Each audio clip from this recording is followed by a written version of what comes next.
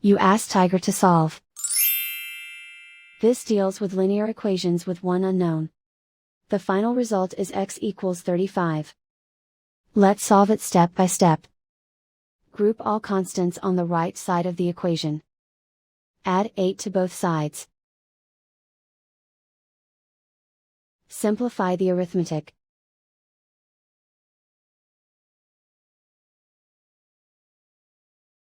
Isolate the x. Multiply both sides by inverse fraction 5/1.